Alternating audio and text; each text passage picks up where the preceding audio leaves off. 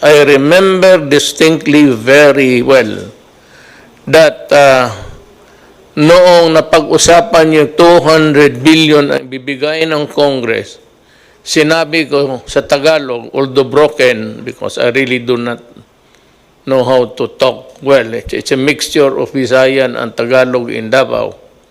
Sinabi ko, wag na wag ninyong do not fuck up with this pera, because it's really a blood money now needed to keep the nation alive. So wala akong I would listen to Secretary Duque, but I gave him the instruction, and I admit it in public now, sabi ko sa kanya, do everything you can. Sabi niya, there's so many proposals, so I do not care.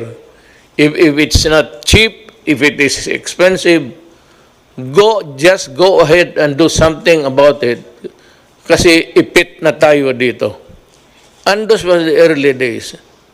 I remember yung ipit ako, I was boxed in a corner. Sabi ko sa even the task force, please do something about it. And the task force is a task force. It's composed of many talents there. Kung ang utos nanggaling sa akin, correct, tama yan. Ako ang nag-utos sa akin, sa sarili ko, na sabihin kay Duque na gawain mo. Ngayon, do not tarry, because sabi ko,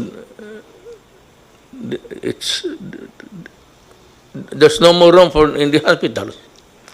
And alam mo, sa totoo lang, a pandemic is pandemic. It occurs maybe every, I don't know. But noong panahon ng that was the Spanish flu just before the First World War. Yung talagang maraming milyon ang namatay. But with the advances of science, it's because we were able to come up with the vaccine. The germs are still here, but they can no longer inflict damage on the next generation kasi nabakunahan na lahat. But to say na nawala, you do not kill bacteria and viruses. They linger on for as long as mankind is in this planet. Hindi talaga nawawala yan. Sabihin mo yung diphtheria, well, hindi yan. A vaccine cannot kill. It's the body that provides the defense against those microbes.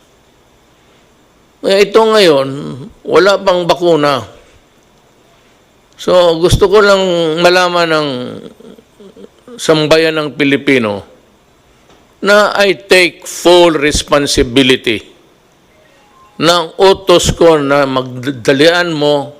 Wala akong pakialam kung saan ka magkuha, magnakaw ka. And I remember saying it, I do not care whether you go and steal, borrow, or kill a person to get what needs to be done. We would want to start with some explanation to be given by Yusek Lau on the purchase of PPEs and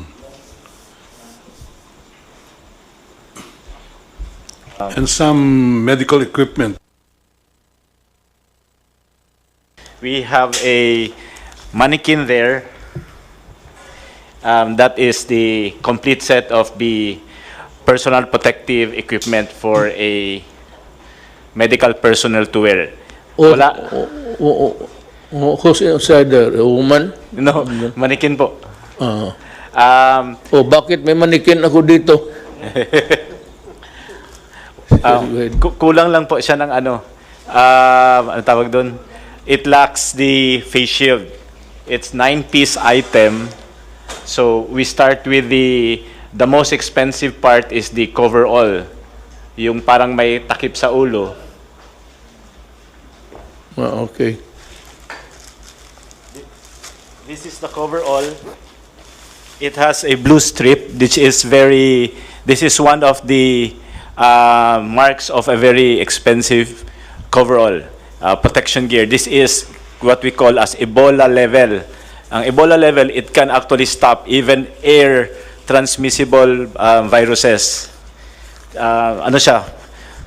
It's lightweight and it's non-woven, may heat seal, even the sewn portion is covered to make sure that pag nagkaroon tayo ng spill, air or liquid, hindi papasok sa balat or sa clothing ng mga doctors. So when you go international, lahat sila itong sinusuot. There's only one country who's not wearing this, it's Korea.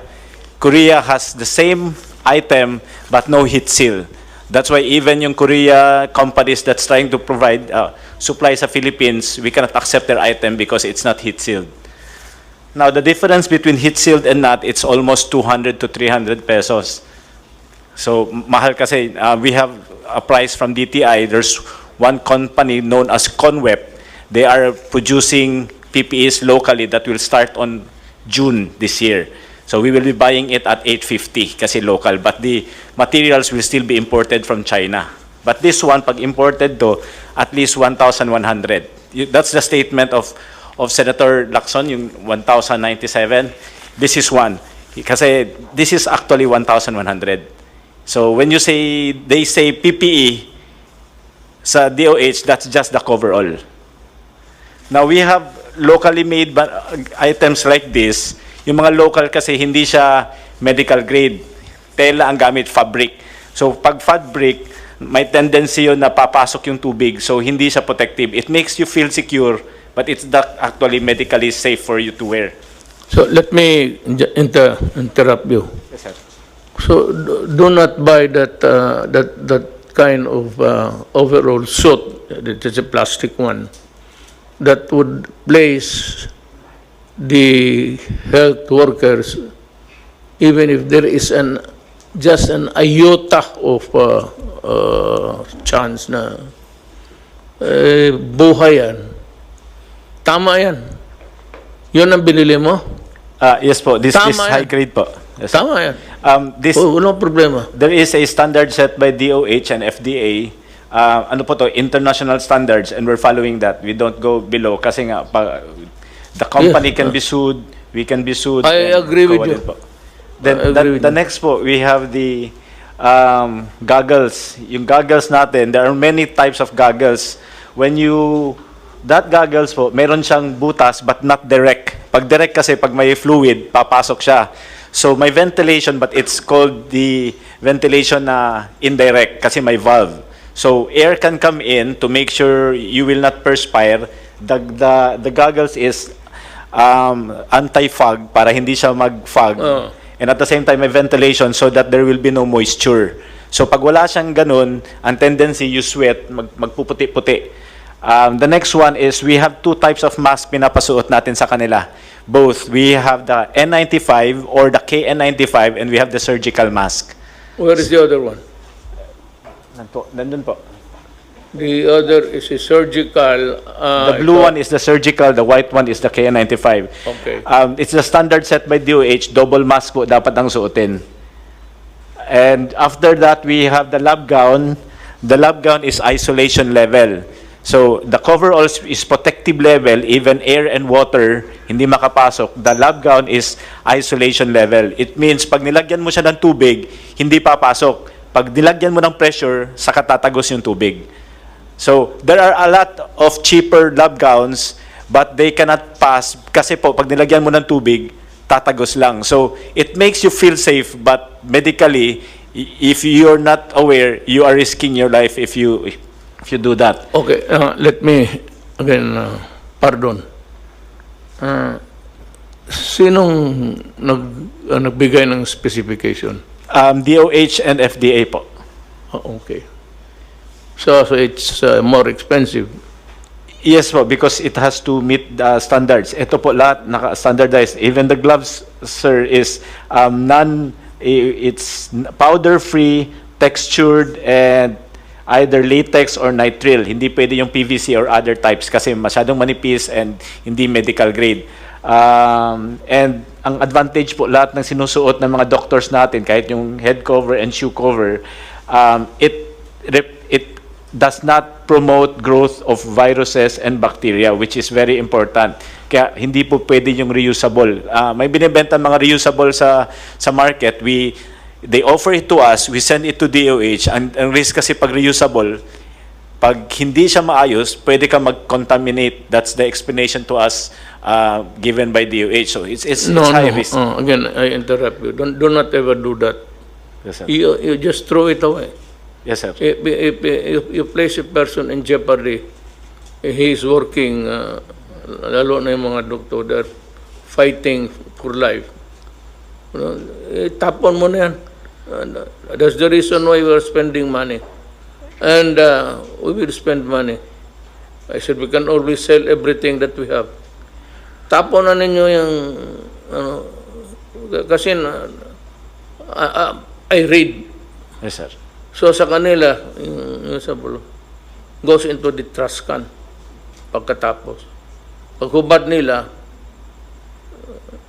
tapo na sa trash can.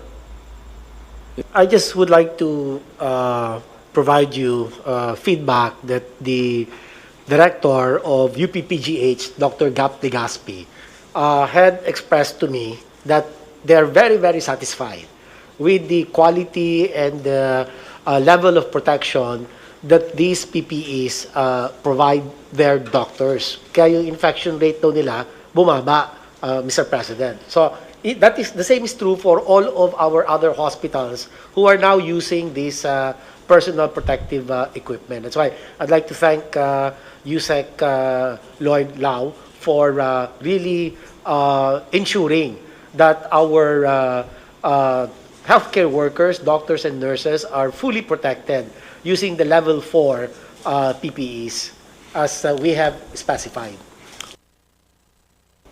Pag panahon ito, medyo some say na nag-flat na tayo. But ang problema, the number of cases is going high. Some 14319, 14,319. Sabagay, the only good thing there going in our favor was that the recovery rate is very high. 3,323. Ang death, 5 lang. Bago. Total of active cases, 10,000 lang. Ano ba talaga itong... Are we on the second, third, fourth, or fifth wave? Or no wave at all? Mr. President, we're actually on the first major wave, major po, of sustained community transmission. Yung pong nabanggit ko na second wave and my assumption, my statement was based on the article that was published by Dr. John Wong of the Epimetrics. Dr. John Wong sits as one of the expert advisors of the Interagency Task Force on Emerging Infectious Disease. And to him, as an epidemiologist, a top epidemiologist, he considers that the 3 first cases in the Philippines, although imported, would represent a minor wave. Maliit na wave lang ho siya, sir. Tapos nagkaroon po tayo ng lull of about a month, the whole of February, and then March, nagkaroon po tayo ng mga umpisang reported cases. Alam mo, huwag ka masyadong ano dito, touchy sa issues because always there will be pro and cons. Pakinggan na lang natin because this is a democracy. Kaya lang, but democracy, there is the favor of attacks. Issues plus attacking the guy personally. So, alam ko ikaw, you are hard-pressed. And I know your situation. You just tell us if that's the if that is the one that's in your the gray matter between your ears, eh, di sabihin mo, ano, ayaw ninyo maniwala, bahala kayo, basta ito yung akin. So that maybe you should adopt that kind of attitude. So be it. If I committed the wrong, as long as there is no malice there, kaya ito ng expensive. Hearing out now ni Atty. Lau, eh, tama siya. And I would even caution when I said, do not recycle. Because recycle, you have to, yan ang ayaw ko. In recycling, you have to worry whether or not it will cause a new infection. And worse, it would affect the user. Ang user niyan, ang mga doktor eh. O ang akin lang dito is, I'm looking for, what I'm interested to know is that, is there graft and corruption there? Was dirty money change hands? Kaya talagang, pagkaya na, wala na tayong pinag-usapan, talagang maghiwalay-hiwalay tayo. Pero kung sabi ka lang, nagkamali ka, as it is, yung sabi mahal-mahal ng ano, ito nga yung panahon ng, I said, at the height of the contagion, wala naman akong narinig putang na gustong tumulong. Ngayon sa tayo, sabi, umaabot sa akin, meron dito, meron doon. So, sabi ko, papunta, Sibong, papuntahin mo sila dito at dalhin nila yung produkto. Kaya para tawagin natin ang, ibigay natin sa Interagency Task Force. Wala naman. Let me ask you this very crucial question. I just want to be satisfied, really. Ano itong sinasabi nilang mas mura doon at itong ko mag-asawang spouses ko are the dealers of itong yung nabili ninyo at mahal? Oh, is there really a price difference there or haka-haka lang nila yan? I do not know these two personalities. Ito pong ko. Somebody might know about this couple. Perhaps, I don't know if Yusek Lloyd. Ito yung nagpabili. Ahente. Yes, Mr. President, they have offered to sell. They are owners of, I think, Omnibus. The company is known as Omnibus. They are A manufacturing company. no, they are the exclusive distributor of Sunsure in the trading. Philippines. The first document that we have was a letter from them sent to the Secretary of DBM, Medal Avisado, that was sent to PSDBM. Their offer of the mechanical automated extraction machine is at 4 million pesos. We also have an email from them offering the said item at 4,350,000, which Senator Lacson is claiming that if you buy it direct from Sunsure, it's only at 1,750,000. As per record, Omnibus Biomedical Systems Incorporated offered it at 4,325,000, and Guidance Management Corporation sold it at 5,274,423. Filanaserve Incorporated at 7,740,000. These are all domestic corporations selling Sunsure equipment in the Philippines. However, during the bid, they did not win because a foreign corporation from Hong Kong-based, which is also an exclusive distributor of Sunsure in Hong Kong, sold it to us, yung mga kits. So, natalo po sila sa bidding, kaya hindi sila nanalo. But they are complaining, why are we not respecting their exclusive distributorship? I think it was correct that it reached Sunsure Corporation because we were discussing with Ambassador Wang through the Chief of Protocol, Robert Borge, complaining about these issues. The officers from Sunsure actually went to the Philippines. I met them last Friday and also yesterday.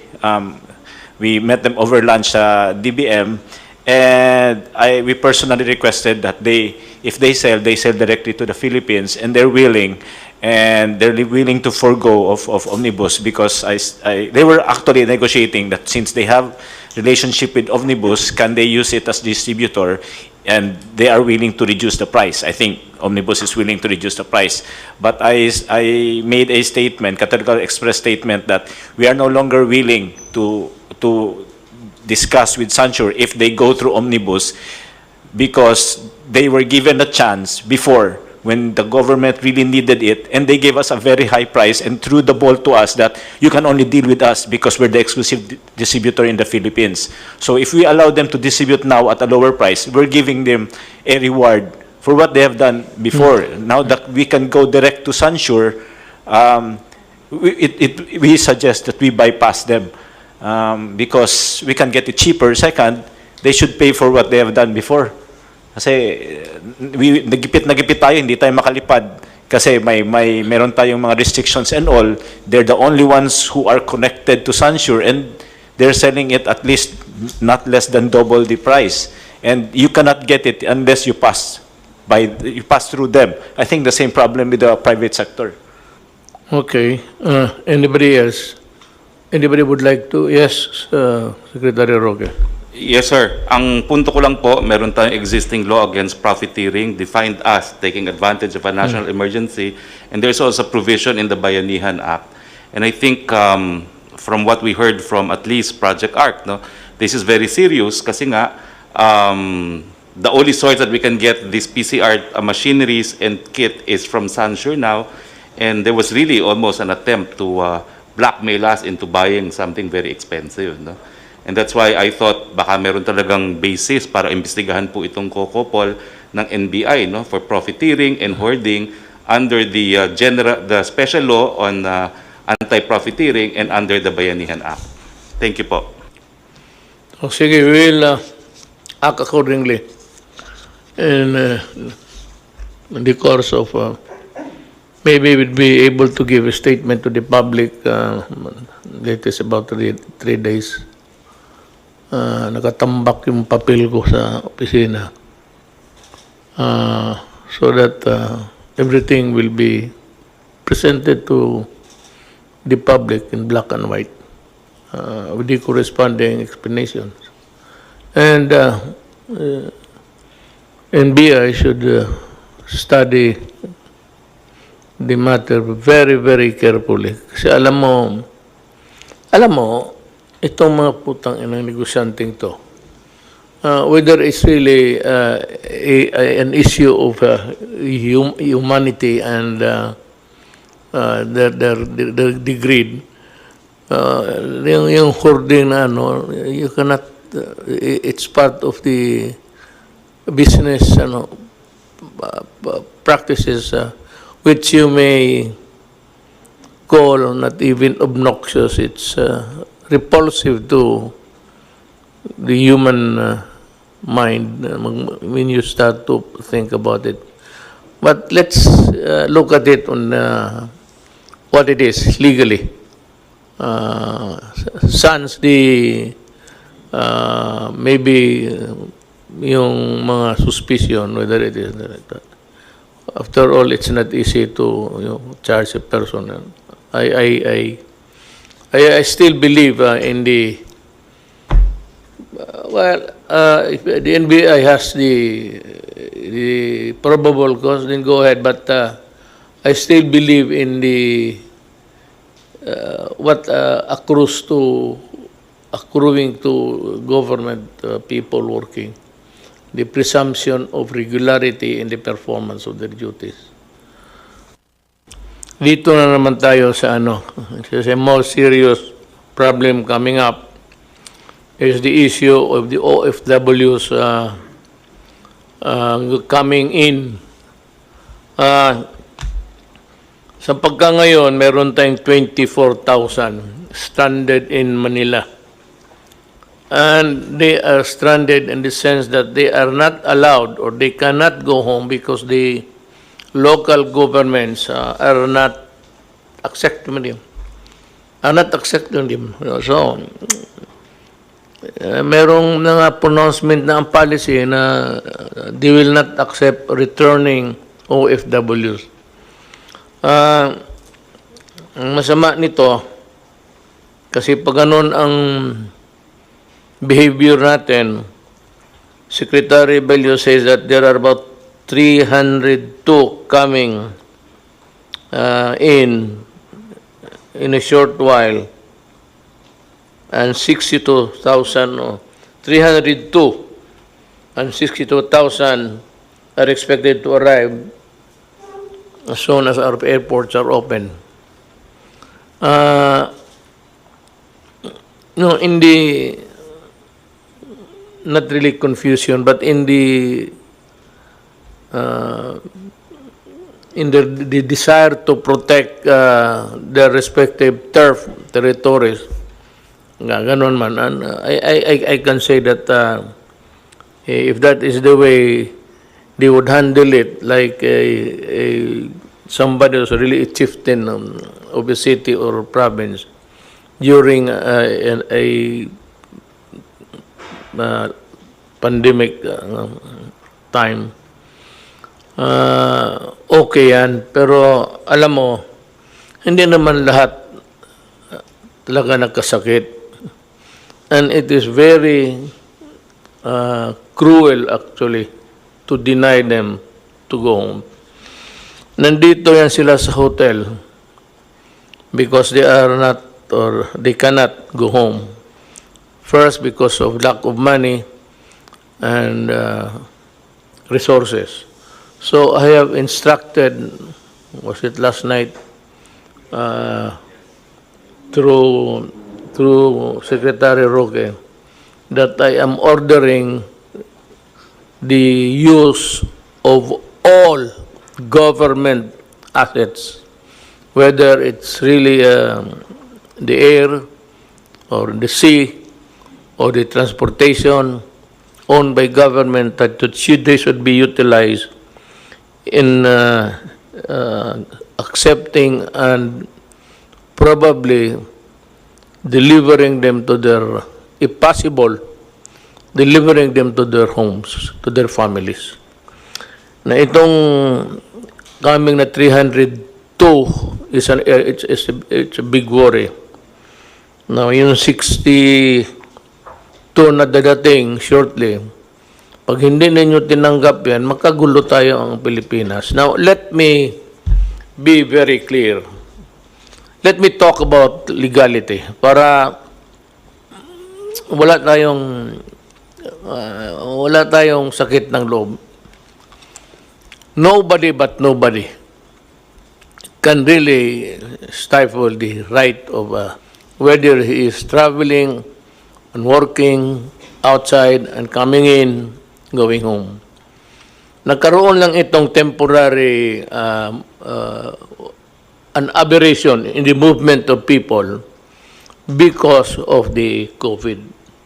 Ito ang sasabihin ko sa lahat. I said nobody but nobody. And only the national government can impose restrictions on travel because it is the only agency who can declare that there is an emergency of national interest. The issue is national interest. And that power of declaration is not shared by anybody. It's the national government. Ngayon, may mga syudad na ayaw nilang tanggapin. You know, I'm ordering you to accept them, open the gates of your territories and allow the people and allow the Filipino to travel wherever they want. Yung sequestration ng tao o lockdown should dovetail the national policy, or better still, as not to confuse the people. You are not allowed to unilaterally declare na ganito, you are closing the entry, the egress and ingress ng tao. Mahirap yan. Pagkagulo tayo, kanya-kanya kayong... So, if you want a measure to be implemented in your local government unit, ask permission from the task force.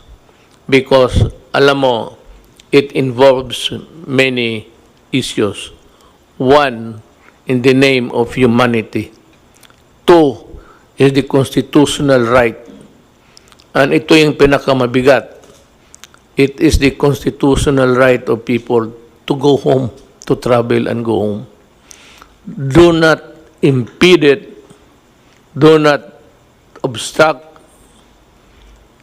the movement of people because you run the risk of getting sued criminally. Ang agency, because it is the national government who declared there is a national emergency involving a pandemic, an issue of health, that power cannot be shared by anybody else. If you want, as an adjunct of government,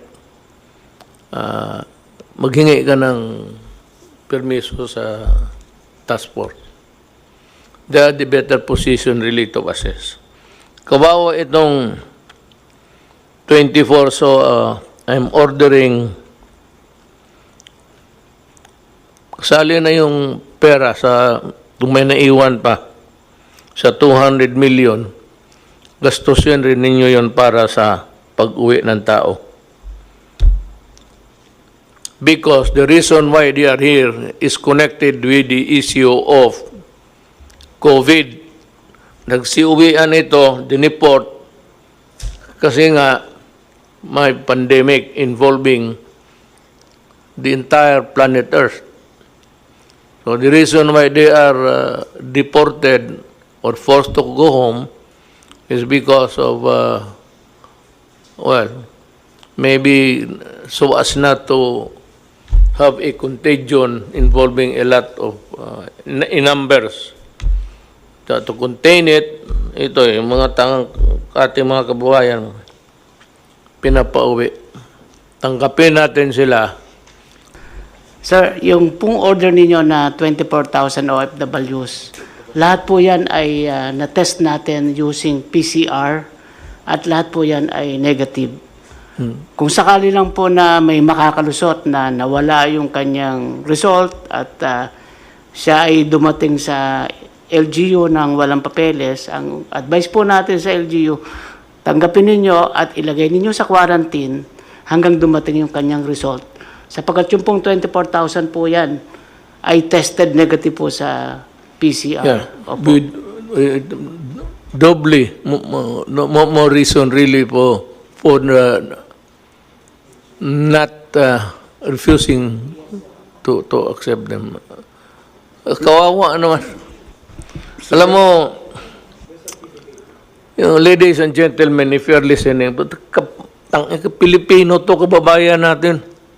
Tanggapin ninyo and provide for sequestration houses if you want. Yung doon sila i-quarantine. Pero hati-hati tayo sa problema. Total, hindi naman kami nagkulang. Whatever you need, we provide. It's just a matter of time. You cannot service the entire 110 million Filipinos at once. That's why I think it's ignorance only on the part of the LGUs. They don't understand, you know. So I think tama ko yung sinabi niyo, we should lecture to them. We should have seminars. I'm willing to give it even via Zoom, di ba? We're doing this anyway for LGUs. We can do it for them. No? We have to educate them. Mr. But anyway, President, the 4,000 will be home to their own provinces by Thursday. But it behoves upon the Right? DILG to really see to it that everybody is delivered and returned to their homes, sa pamilya nila. Nung panahon ng good time, we were experiencing the benefits of the dollar. It formed a big part of our GDP. GDP is simply income. Ang ibig sabihin ng GDP is income. Noong income na sa bansa natin, malaki because nandito ito mga OFW. Tapos ngayon, hindi natin tanggapin. Oh, what's the fuck? That's final. Mga mahal kong kababayan, ang gobyerno may proseso na pag-modified quarantine, may mga lugar, pati may mga tao na exempted na sila, so they can work. Gaya ng construction, malayo naman sila, hindi man dikit-dikit yan, pero dahan-dahan yan. Pero ito lang ang pakiusap ko. As I said before, kayong maglabasan na, baski na hindi nga kayo pinapayagan, lumalabas na kayo eh. Hindi ko naman kayo madampot, pati yung mga bata ninyo kung isalin ninyo.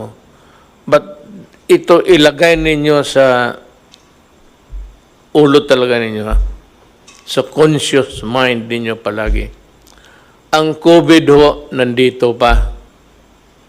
And yung pagpalabas ng mga tao, hindi ibig sabihin na tapos na ang COVID. Nandito pa rin. So, kung gusto mong lumabas ngayon, sa ngayon, wala pang medisina, walang vaccine, at your own risk yan. Kung maglabas ka, sabihin mo, wala mang mangyari, magandang antibody ko, gano'n, okay. Pero pagdating sa panahon, at nagdelirium ka na, at ginamit na yung ventilator, yung ventilator is the last chapter sa ospital. May lagnat ka, tapos may oxygen, pero pag ginamit na yung ventilator na yan, ibig sabihin yan, yun na yung maskara mo papuntang langit o saan. Bantay kayo dyan. Do not be reckless. That's the word. Huwag kayong masyadong pabaya na basta sinabi ko sa inyo, alcohol, hugas kamay, mask. Maglabas kayo, take all precautions para walang sisihan. Gamit ka ng mask, gamit ka. Pag tinamaan ka pa rin, papanahon mo na.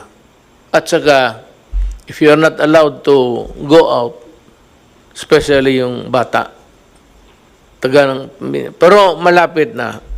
I think by the grace of God, we will have the vaccine before the end of the year. So, mag-asa na lang tayo sa mga marunong at saka mayaman na mga bayan. They are feverishly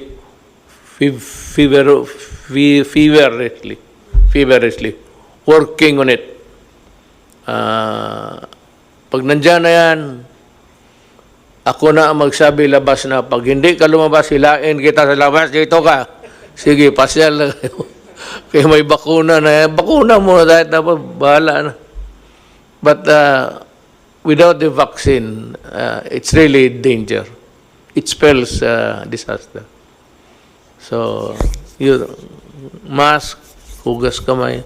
Mga bata, wag muna. Yung opening ng classes, that's a very... I will not allow the opening of classes na magdikit-dikit yung mga bata. No? Bahala na hindi na makatapos. For this generation, wala na matapos na doktor pati engineer. Wala. Kasi hindi na wala ng aral. Laro na lang. Unless I am sure that they are really safe. It's useless to be talking about opening of classes. That's probably bad. Para sa akin, bakuna muna. Pag nandiyan ang bakuna, okay na. So, remember that.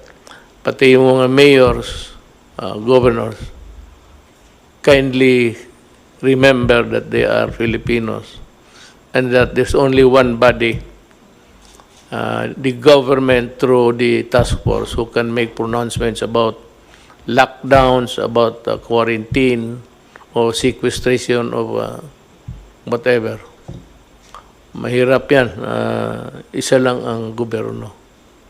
The national government makes the pronouncement. You just follow. And itong sabi nga ni General Anyo, ito, tinamaan rin ito ng COVID si General. Sabi niya, in 24, on his oath of being a public officer, when you talk about official matters in an official discussion, your word is always under oath. So, sabi ni John Anyo, safe yan. Pag magkamali, may reinfection, then we will act accordingly. But anyway, he's the one who would i-husband niya yung the whole setup. Maraming salamat sa inyong lahat.